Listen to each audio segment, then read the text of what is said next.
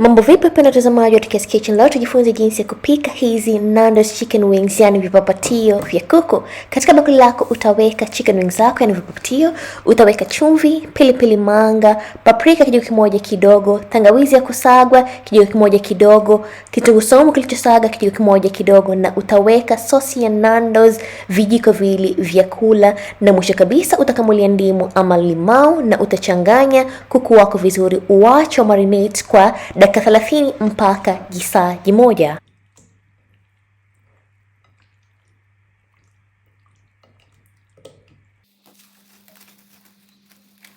Na kisha tutafanya sosi yetu nzuri kwa kutumia sosi ya Nandos sauce. Nandos sauce unaweza kuzipata katika supermarket.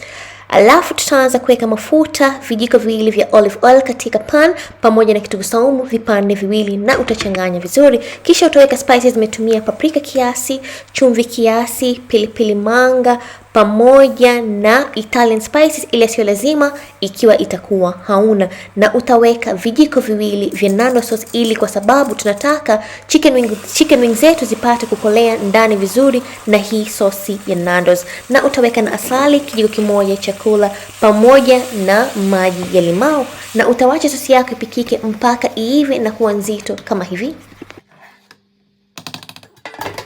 Baada ya vipapatio vyetu kumarinate, sasa ni wakati wa kuchoma vipapatio vyetu. Nitatumia air fryer ama pia unaweza kutumia pan ama pia oven ama jiko la mkaa. Utanyunyiza mafuta kiasi katika kuku wako na utachoma kwa moto 190 kwa dakika 25 kwa upande zote mbili mpaka kuku wako aive vizuri ndani na kupata rangi nzuri ya golden brown kama hii.